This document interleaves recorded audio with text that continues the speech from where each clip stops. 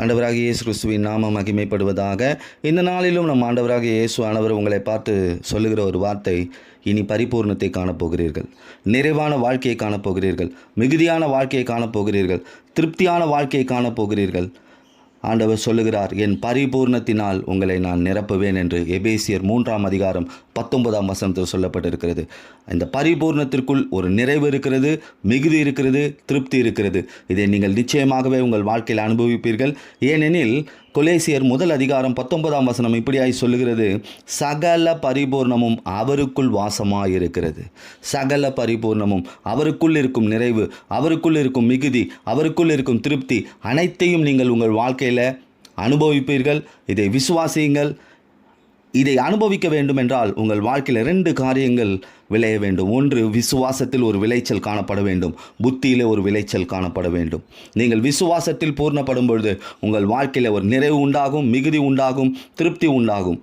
அது மட்டுமல்ல, அவர் கொடுக்கிற பரிபூர்ணத்தினால் உபாகமம் 30:9 சொல்லப்பட்டிருக்கிறது, உங்கள் கைகள் செய்யும் வேலையில் ஒரு பரிபூர்ணம் உண்டாகும், உங்கள் பிள்ளைகளுடைய வாழ்க்கையில் ஒரு பரிபூர்ணம் உண்டாகும், உங்கள் மிருக ஜீவன்கள் நிலத்தின் கனிகளில் ஒரு பரிபூர்ணம் உண்டாகும். இதற்கெல்லாம் ஒரு அடிப்படை விசுவாசம்.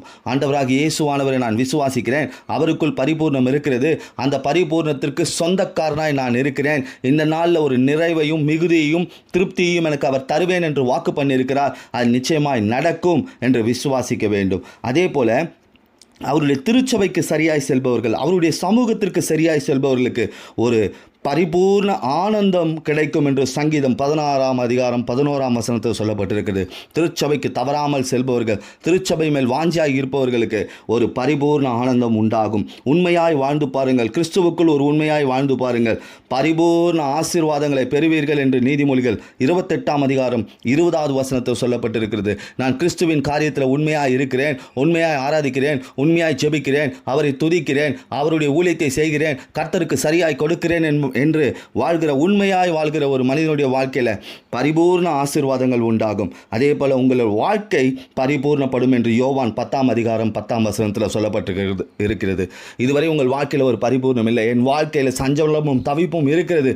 ஆனால் ஆண்டவர் இந்த நாளில் சொல்லியிருக்கிறார், உங்கள் வாழ்க்கையில் ஒரு நிறைவு, மிகுதி, திருப்தி அடைவீர்கள், என உங்கள் வாழ்க்கை பரிபூர்ணப்படும். அதே போல் வீழ்ச்சி, தோல்வி, தடுமாற்றம், இதிலிருந்து வெளியே வர அவர் உங்களுக்கு தன்னுடைய கிருபையை தந்து உங்களை பரிபூர்ணத்தினால் நிரப்புவார் என்று ரோமர் 5:17 சொல்லப்பட்டிருக்கு. இனி வீழ்ச்சி இல்லை, தோல்வி இல்லை, தடுமாற்றம் இல்லை, ஏனெனில் அவர் கிருபையை எனக்கு பரிபூர்ணமாய் கொடுத்திருக்கிறார்.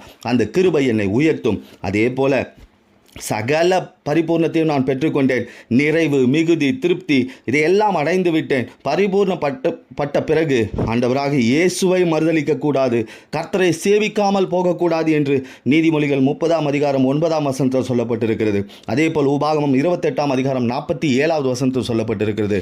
இன்ற நாளில் கூட ஆண்டவர் உங்கள் மத்தியில் சொல்லியிருக்கிற ஒரு வார்த்தை விசுவாசிங்கள். என் வாழ்க்கையில் நிறைவு உண்டாகும், மிகுதி உண்டாகும், திருப்தி உண்டாகும், ஏனெனில் சகல பரிபூர்ணமும் அவருக்குள் வாசமாயிருக்கிறது. அவருடைய பரிபூர்ணத்தினால் நான் நிறைவான வாழ்க்கை வாழ்வேன், மிகுதியான வாழ்க்கை வாழ்வேன், திருப்தியான வாழ்க்கை வாழ்வேன் என்று விசுவாசிங்கள்.